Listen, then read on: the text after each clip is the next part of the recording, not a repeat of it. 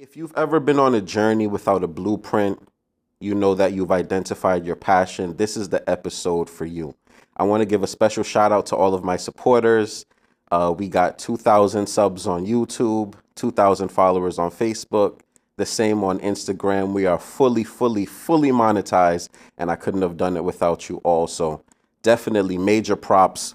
And, when I was going through my photo albums, in my head, I was thinking that we're about to come up on the 1 year anniversary of me podding, but it's actually only been 9 months. And in 9 months, we've been able to accomplish a lot while highlighting Antiguan Dancehall. So we're going to be doing a quick recap. So why exactly did I start podding? I would say that I've always been into watching interviews.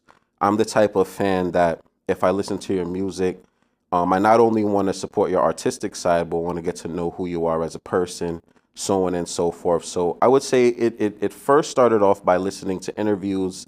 And then if I think back into like 2018, I used to do security. And anybody who knows doing security, those long tours, right? You're doing the 4 to 12s, the 12s to 8. You need something to keep you up. You need something to keep you entertained.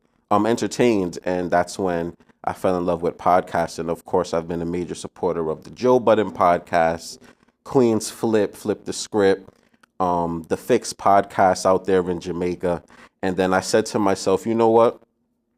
I really love this, and I think this is something I could do. But where do I start? How do I start? What am I going to talk about? What am I going to call it? And then it dawned on me, Coffee with Charlie, because I love coffee, right? And in addition to that, I also wanted to highlight the music and culture in Antigua. Antigua is a very small island. Everybody knows about dancehall in Jamaica. Shout out to Trinidad. Trinidad got their movement. So I just wanted to showcase that Antigua, we can also play on the same platform. Recording in raw spaces, of course, when I initially came up with the idea, I bought the products, but I just never started.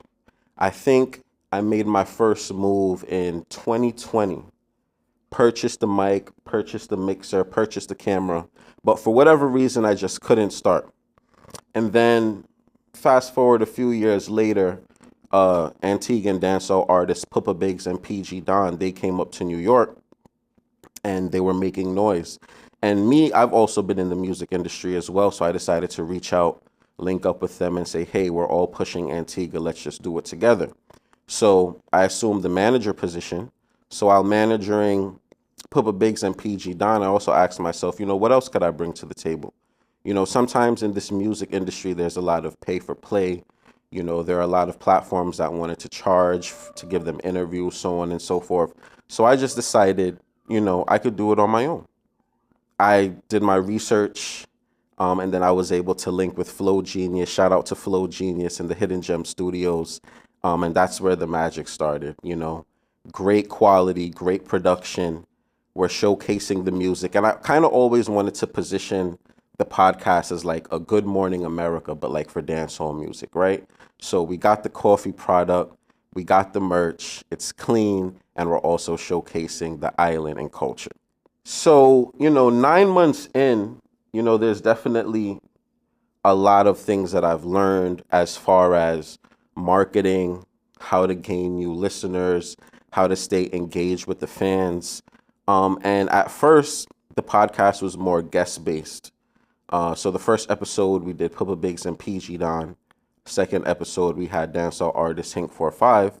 But then the third episode I decided, let me do a conversation-based pod. Let me try to outreach a different audience. And that's when Vicky came on and we did the love language episode, and that got a lot of reception. So my advice to any upcoming podcasters, try different things. Don't just stay in one lane. Experiment. See the feedback you get, and then if you like it, just keep going on with that. Antigua Dancehall was definitely my first focus because, of course, I'm Antiguan, and I'm really prideful of my culture. We've all had different dreams of whether being an artist, being a producer. Sometimes it works, sometimes it doesn't. but the passion is still there. So this is just what I bring to the table and how I'm able to highlight my island by documenting the journey of the different artists, so on and so forth. All right. So another key aspect of podcasting is definitely investing. Of course you want to work with what you have, but if you could make the sacrifice and because at the end of the day, anything that you put out contributes to your digital resume, and you never know who's watching. So for me personally, what I did was I wanted to find the best producer that I could find that I could afford, and work with them because I always knew that quality and production is something very important.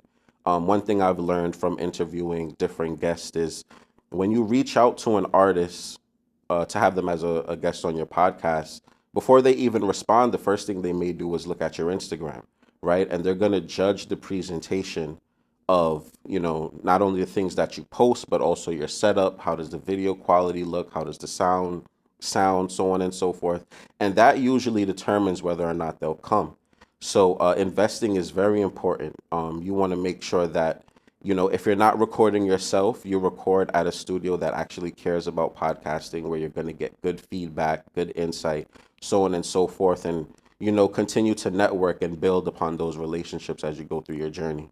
To add on to that as well, I believe my fifth episode, I was able to get one of my favorite artists, shout out to Squid Nice, from Staten Island. If anybody's into like SoundCloud rap and things of that nature, he was a real big artist in 2018, 2019. And that's one of the first things he told me. He said that when he saw the production quality of my podcast, that's what made him want to come on and be a part of it. So investing is very important. And as far as monetization, when it comes to this podcasting game, you want to take advantage of everything, right? You want to take advantage of you uploading your reels, your shorts, audio, if you're putting it on DSPs, your video. And one of the key things, especially something that a lot of people ask me is, how do you leverage the attention, right? Because you might get 1,000, 2,000, 3,000 views on YouTube, but that isn't enough for you to actually get paid. But you can leverage the attention, right? So if you're having that audience, even if it's only 300 people out of 3,000 people who may want to actually support, buy the coffee, or support whatever the sponsorships that you add into your podcast, that's how you boost your value. And it's also a great incentive for you to keep on going, because sometimes we only look at the end goal as being successful, but you also want to pat yourself on the back as you go along in the journey. Staying consistent. Staying consistent is very important. When I first started podcasting, I was only dropping one episode per month. And then, I quickly realized that, you have to keep people engaged, because the social media era today is so fast paced. You want to make sure that you're keeping your audience engaged. So stay consistent, but at the same time, just do what you could do. You also don't want to rush work and put out anything that you'd be ashamed of. Like I said prior, everything that you put out contributes to your digital resume. So you just want to make sure that anything that you put out, you're proud of, because, in this day and age, everybody has value. All platforms have value. You could start off with 50 views today, and by next week, you could have a viral moment, and now your podcast is the next big thing. So you always want to make sure that you're proud of everything that you put out, and always promote. Always market and promote your work. You can put money behind advertising and things of that nature. And, don't just, like I said, don't just stay in your comfort zone. Expand, collab with other content creators to keep building your brand. So as far as the keys to growth, I would say constructive criticism and listening to feedback. There may be a lot of people who don't listen to podcasts. You might have family and friends who don't necessarily listen to podcasts, but for those who take the time out to do it, listen to them, tap into that core audience, and really build a relationship, because they're the ones that are going to be watching your product.